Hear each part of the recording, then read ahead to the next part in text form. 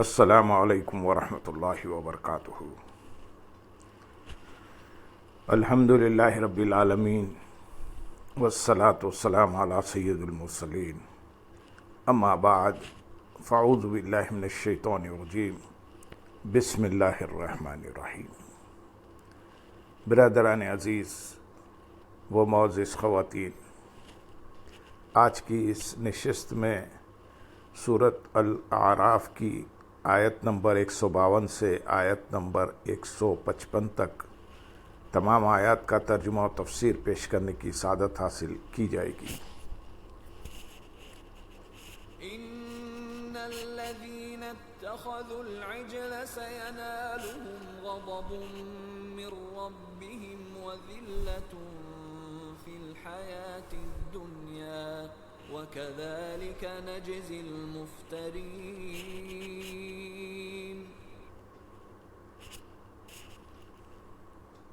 والذين عملوا السيئات ثم تابوا من بعدها وآمنوا إن ربك من بعدها لغفور رحيم ولما سكت عن موسى الغضب أخذ الألواح وفي نسختها هدى ورحمة للذين هم لربهم يرهبون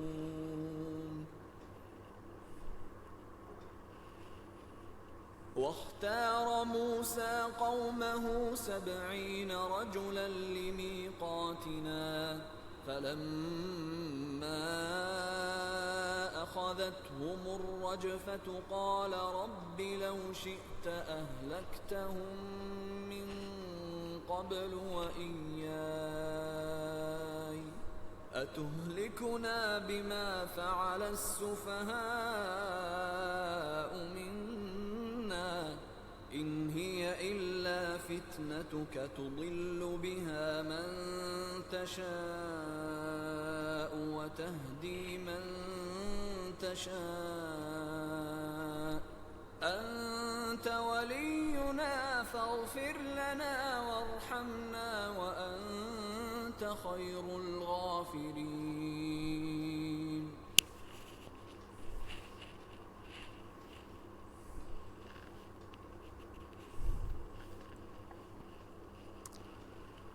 بے شک وہ لوگ جنہوں نے بچھڑے کو معبود بنا لیا، ان قریب انہیں دنیا کی زندگی میں ان کے رب کا غضب اور ذلت پہنچے گی، اور ہم بہتان باندھنے والوں کو ایسا ہی بدلہ دیتے ہیں۔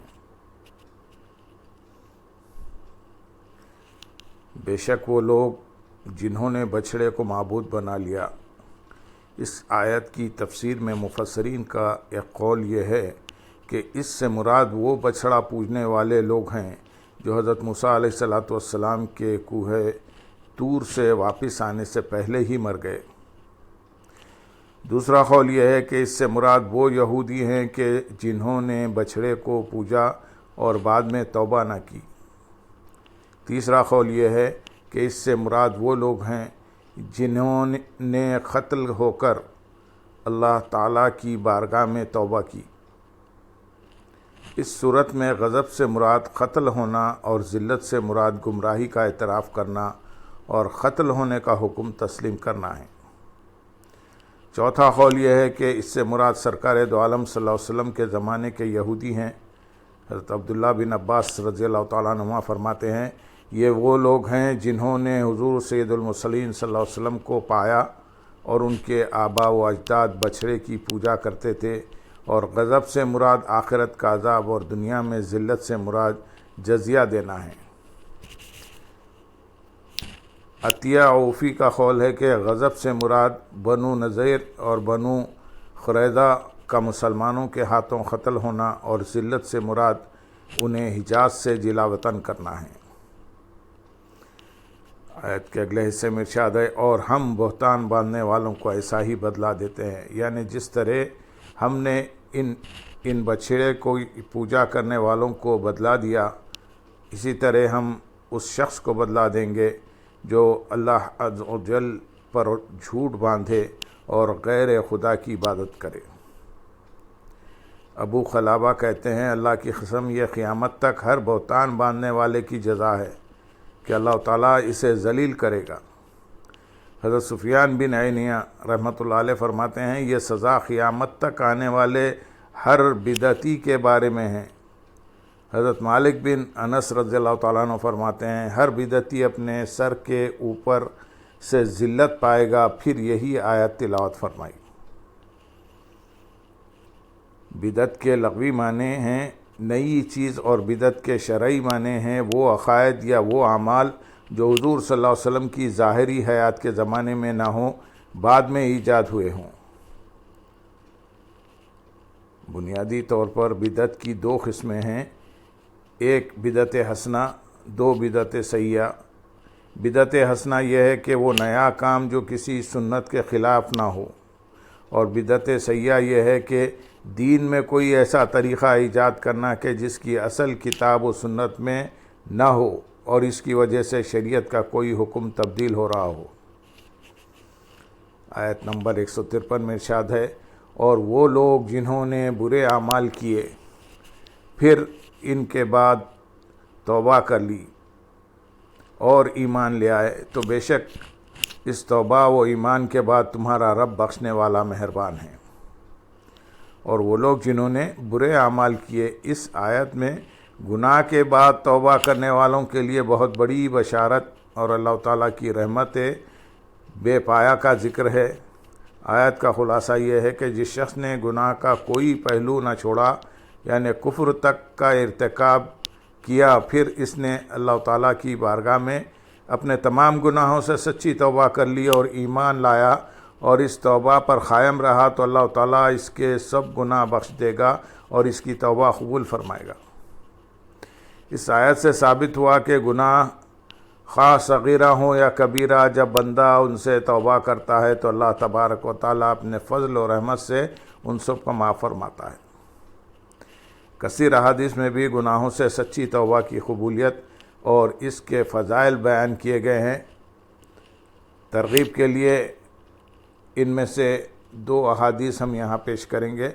نمبر 1 حضرت ابو ہریرہ رضی اللہ تعالیٰ عنہ سے روایت ہے، سرکار دو عالم صلی اللہ علیہ وسلم نے ارشاد فرمایا اگر تم اتنے گناہ کرو کہ وہ آسمان تک پہنچ جائے اور پھر تم اللہ تعالیٰ کی بارگاہ میں توبہ کرو تو اللہ تعالیٰ تمہاری توبہ قبول فرما لے گا۔ نمبر 2 حضرت انس رضی اللہ تعالیٰ عنہ سے روایت ہے، تاجدار رسالت صلی اللہ علیہ وسلم نے ارشاد فرمایا اللہ تعالیٰ اپنے بندے کی توبہ پر اس سے بھی زیادہ خوش ہوتا ہے جیسے تم میں سے کسی کا اونٹ جنگل میں گم ہونے کے بعد دوبارہ اسے مل جائے۔ اس آیت میں اللہ تعالیٰ کی رحمت کا ذکر ہوا۔ اس مناسبت سے یہاں اللہ تعالیٰ کی وسیع رحمت کے بیان پر مشتمل ایک حدیث پاک بیان کی جائے گی۔ چنانچہ حضرت ابو ہریرہ رضی اللہ تعالیٰ عنہ سے روایت ہے، حضور پرنور صلی اللہ علیہ وسلم نے ارشاد فرمایا اللہ تعالیٰ کے پاس 100 رحمتیں ہیں، ان میں سے ایک رحمت اس نے جن و انس، حیوانات اور حشرات الارض میں نازل کی جس سے وہ ایک دوسرے پر شفقت اور رحم کرتے ہیں۔ اسی سے وحشی جانور اپنے بچوں پر رحم کرتے ہیں اور اللہ تعالیٰ نے 99 رحمتیں بچا رکھی ہیں، ان سے قیامت کے دن اپنے بندوں پر رحم فرمائے گا۔ سبحان اللہ و بحمدہ سبحان اللہ العظیم۔ آیت نمبر 154 میں ارشاد ہے اور جب موسیٰ کا غصہ تھم گیا تو اس نے تختیاں اٹھا لیں اور ان کی تحریر میں ہدایت اور رحمت ہے ان کے لیے جو اپنے رب سے ڈرتے ہیں۔ اس سے پہلی آیت میں حضرت موسیٰ علیہ السلام سے حالت غضب میں جو کچھ صادر ہوا اس کا ذکر کیا گیا۔ اب اس آیت میں غصہ تھم جانے کے بعد حضرت موسیٰ علیہ السلام سے جو واقع ہوا اسے بیان کیا گیا ہے۔ چنانچہ جب حضرت موسیٰ علیہ السلام پر قوم میں آ کر تحقیق کرنے سے بھی یہ ظاہر ہو گیا کہ ان کے بھائی حضرت ہارون علیہ السلام سے کوئی کوتاہی سرزد نہ ہوئی تھی اور انہوں نے جو عذر بیان کیا وہ درست تھا، تو آپ کا غصہ جاتا رہا اور آپ نے توریت کی تختیاں زمین سے اٹھا لی۔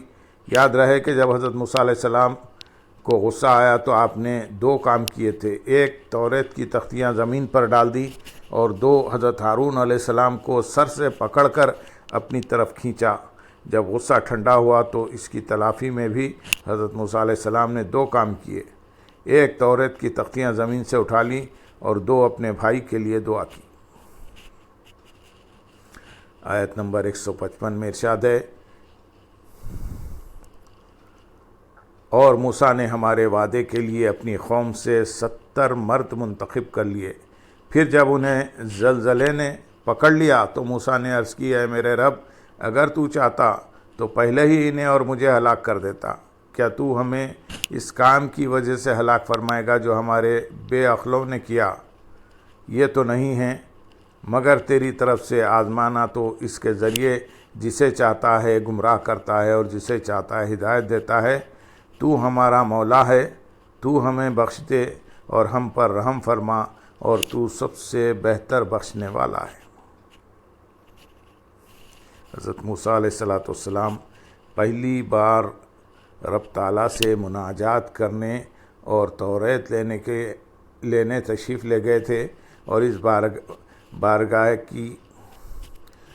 بارگاہ کی پوجا کرنے والوں کو معافی دلوانے کے لیے 70 آدمیوں کو ساتھ لے کر تشریف لے گئے۔ چنانچہ حضرت موسیٰ علیہ السلام نے ہر گروہ سے 6 افراد منتخب کر لیے، چونکہ بنی اسرائیل کے 12 گروہ تھے، اور جب ہر گروہ میں سے 6 آدمی چنے تو 2 بڑھ گئے، اور جب حضرت موسیٰ علیہ السلام نے ان سے فرمایا کہ مجھے 70 آدمی لانے کا حکم ہوا ہے اور تم 72 ہو گئے، اس لیے تم میں سے 2 آدمی یہیں رہ جائیں، تو وہ آپس میں جھگڑنے لگے۔